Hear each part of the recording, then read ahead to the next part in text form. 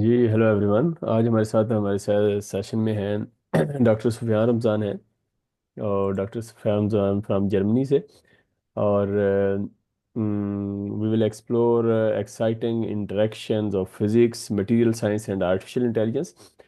So it's doctor Sufiyan जो है वो एक्सपर्ट हैं कंप्यूटेशनल मटेरियल्स साइंस के अंदर भी। और काम कर रहे हैं एक प्रोजेक्ट पे यूनिवर्सिटी जीना में। हम इनसे पूछेंगे इंशाल्लाह। सो बाकी डिटेल्स खुद ही वो अपना सफ़र बताएंगे, लेकिन let's begin with by talking about Dr. Ramzan. Thank you first of all for joining this, and I want to talk about your transition from traditional computational modeling towards integrating AI और ये सारा process. लेकिन उससे पहले आपका जो journey है, पूरा ट्रांजिशन पाकिस्तान से फिर डिफरेंट और एंटिल जर्मनी, इस हवाले से थोड़ी सी रहनुमाई फरमाएं ऑडियंस को। जो आपने ऑब्स्टेकल्स आपको आई या मतलब उस हवाले से, ताकि ऑडियंस रहनुमाई ले सके please. Ji, first of all, thank you, Dr. Abid, for having me. It's pleasure to be here और अपना experience share करने का भी I will be more than happy.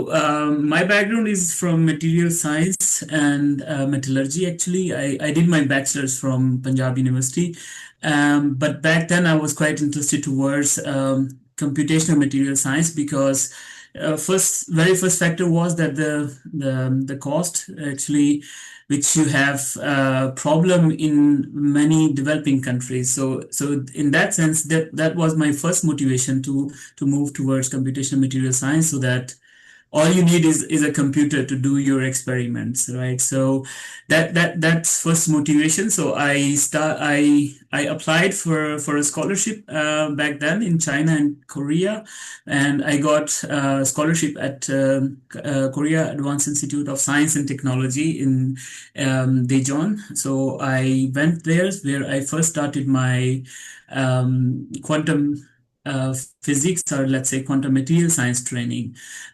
So that was actually the turning point, I would say, in my life and my career, because the training that I got there I couldn't have imagined in Pakistan, and that training even helped me to do my PhD. I would say relatively easier compared to all the sad stories or frustrating stories that we have heard from many PhDs. So that was important for me to get training there, and then I had a chance to continue PhD there. But since every place has something new to offer, so what we could do with our, let's say, the computational tools I learned there, but then the next step was to explore further. So then I applied PhD position in a couple of places, but ended up at Leipzig University, in Germany, where I was first hired as a researcher for a couple of months before I was offered a PhD position there. In the meantime, I was also offered a PhD position at Max Planck Institute in iron research in Düsseldorf. But my group here, where I started my PhD, was very expert in 2D material science, so which was actually one of my prime goal to work on. So I refused at Max Planck and continued at the Leipzig University, but the position was then in Bremen. And yeah, and between these 4 years of my PhD, I had very exciting opportunities to be around the globe for attending different workshops and conferences. Have been to Physical Society conference in America twice. Have been to UK at Imperial College London once for just a workshop and then later we proposed a project which we worked together for 2 months. So there I was lucky. I was there just before Corona started. So otherwise it would have been just virtual. So that was another experience which really give quite confidence, and you have exposure to a lot of good people working around at the different universities, which kind of give you a positive vibe and motivation. And then I started, after I finished my PhD, I started immediately my postdoc at the Oldenburg, University of Oldenburg, at the group of Katrina Koki, who's my current supervisor. She first hired me for 3 years, and then now she offered me a position to do habilitation, which is, let's say, a certificate to be a professor or a tutor at the university in Germany. So that's the journey we just started 2 months ago. Yeah. Very nice, very nice. And also, I think so. If I'm not wrong, you also have the master degree from South Korea, and you Yes. forget to mention about that experience. Yes. So as I mentioned that my very first training in quantum material science or quantum physics was from there. So I after my bachelor's I went to KAIST, Korea Advanced Institute of Science and Technology. So I spent 2 years there, and then I moved to Germany. And ever since I've been abroad for some weeks or so, but the base has always been in Germany. Very nice, very nice. That's good. Yeah. And इसमें what inspired you to pursue the research career in computational physics and इसमें जो international experience, your international experience about research, for example, in London, South Korea, Germany, how Yeah. it's shaped your personal and professional growth.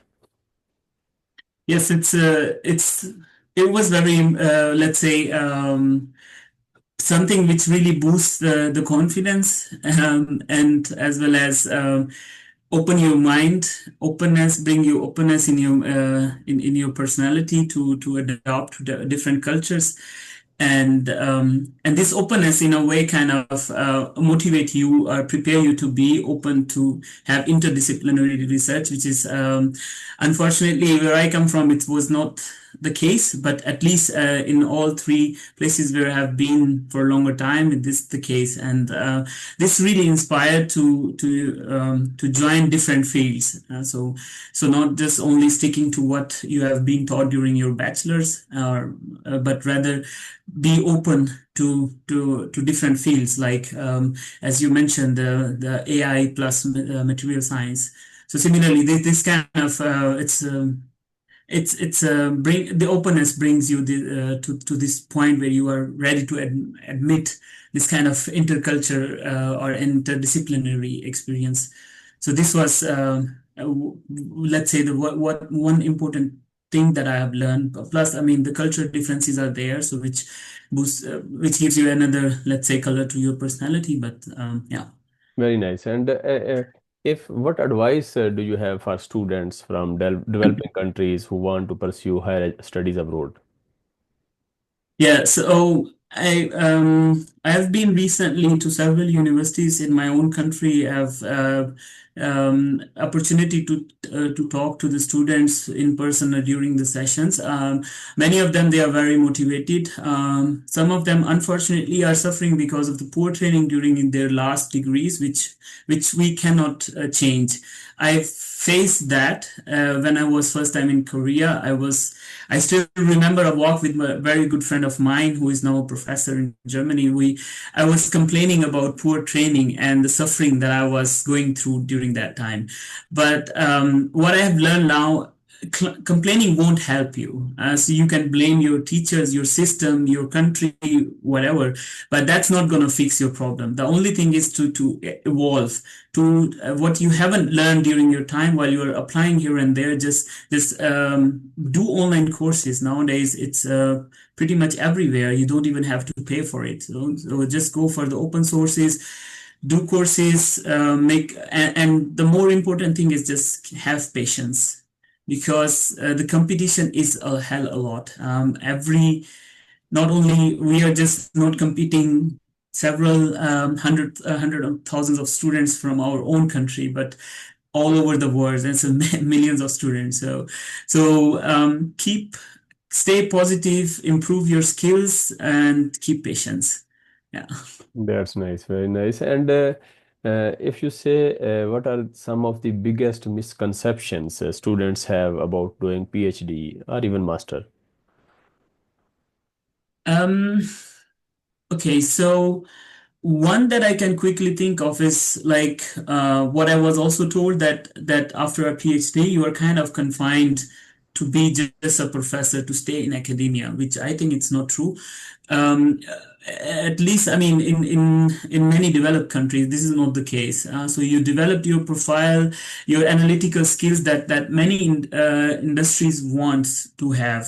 So critical thinking and analytical thinking. So in that sense, I mean, if you want to work in a company, maybe it's a difficult to go in a company after PhD, but there are several opportunities still there. So in that sense, I mean, you are not really always confined to just stay in the academia, but it could be also in the company. I have several friends who went into the companies after PhD.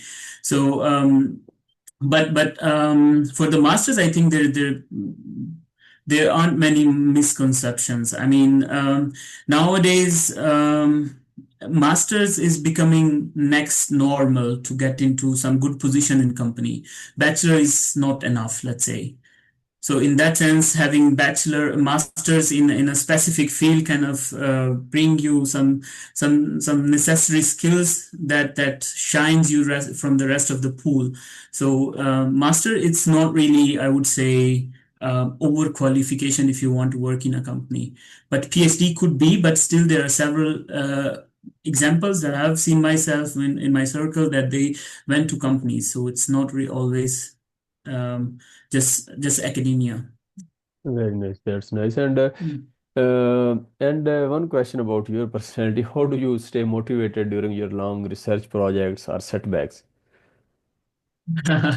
Yeah, that's a very good question because you always feel that whatever you are doing is not enough, and this is one of the point which actually demotivate many researchers, even myself. But I would say I've been lucky that I have always good people around me, especially my supervisors. Whenever I felt like this not enough, but they always somehow, bring the positive side. So which always help. So it's like, okay, I mean, I'm underestimating myself, but my boss, she's actually looking from the over, so she could have probably better view. So just so this often helps me. I've seen that several time in recent years. So but I think other than that, it's just like hard to determine because in academia or in research, there's always something going on in your mind. So it's better that you go out for walk or running outside, do physical exercise. So just you have a fresh mind, and then you could also probably look better at your performance and just try to stay positive. Very nice. But Really. it's difficult. Yeah, I definitely. can I can confirm that. Yeah. Yeah, yes. About the soft skills, the students should work on early in their academic journey. What those soft skills do you think? You already mentioned analytical and critical. Apart from that, do you think is there any Yes. skills, other skills? Yes, definitely, definitely. I mean, students. I mean, this. I remember when I finished my bachelor, many of the skills. I mean, being comfortable working with Microsoft wasn't even there. So, and in the world now we are going and what's coming ahead of us, it's nothing. So at least even if you are not taught Microsoft, you should definitely be able to work on that. So you explore that. And if you're, I mean, in Microsoft, it comes everything, the presentation and Excel, all those things. So you should be very comfortable working with either of them. Um, Plus, go for the next level. If you want to come towards computational science, anything, physics, material science, whatever, Linux, you should learn Linux. For example, this is easy. You could have just a virtual box in your Windows machine, so you stay comfortable working with your regular stuff in Windows, but at the same time, you had the environment where you could kind of practice your skills on Linux. So these are the things that if you're coming into this direction, they should definitely help you.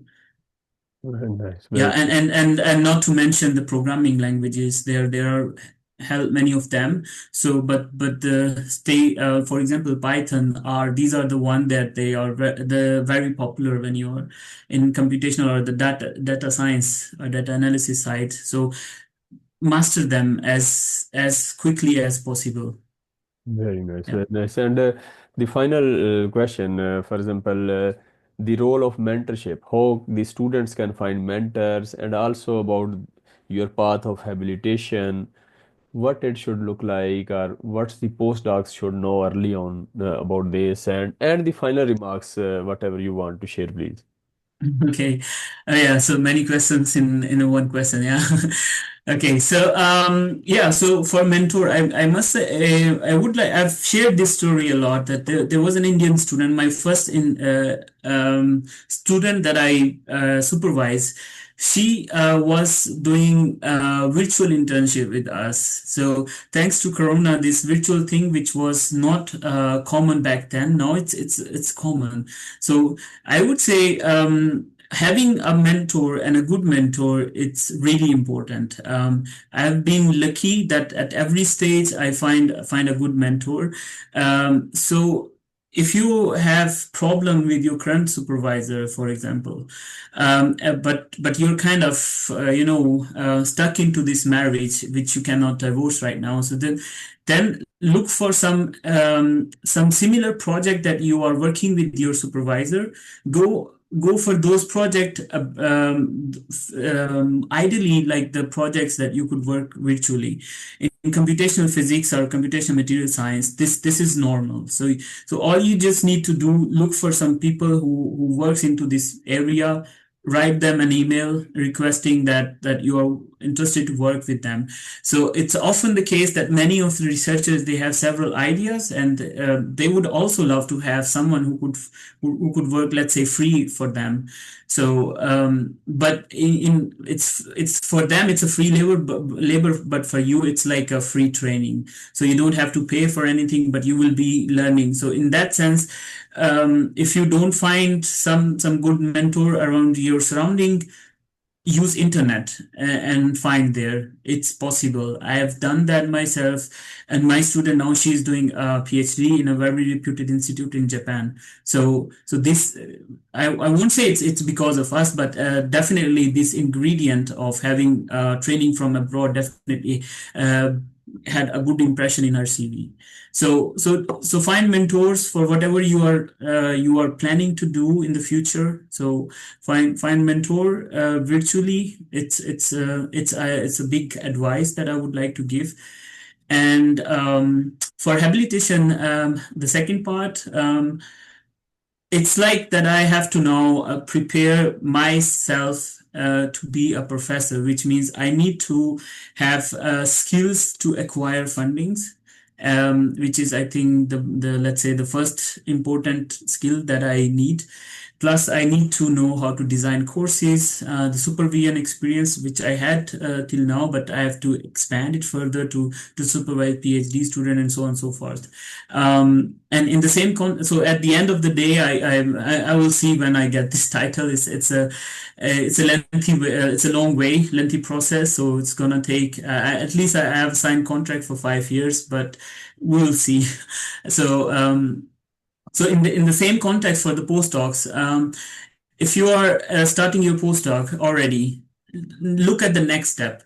Don't rely on your supervisor to babysit you for everything. Just try come up with new ideas, new projects. Also try to be part of the responsibilities which comes next, which is like you, if they are writing a proposal for anything, just try to be part of it, to do something in that. Try to supervise students, take responsibilities of mentoring students, master students in the start. If you don't feel like that you are competent enough, then start with the masters or bachelors, even bachelor students. A lot that is very normal for you will be a lot to learn for bachelor students. So this way you get so aim for the next step. Don't stay as a keep the mentality as you had during your PhD. Don't always wait for the approval the guideline of what to do next from your supervisor. I think that's something that every postdoc should keep it in mind if they are aiming to be an academic person in the coming years. Yeah. Yes. And yeah, I don't know if I answer all the questions in this complex question. If not, then let me know. Yes, I think so. You already answered Yeah, all the questions. Any final remarks? that's good. So you already mentioned, and thank you, Dr. Zan, for this. Definitely, it's a fascinating discussion which blends rigorous, you can say. Yeah, For those watching, whether you are a student, researcher, or just curious about the future of material science, this session shows the power of combining theory, computation, and international collaboration.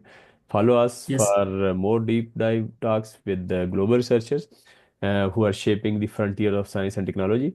Until next time, keep asking bold questions and never stop learning. Thank you very much. Thank you. Thank you. Thank you for having me.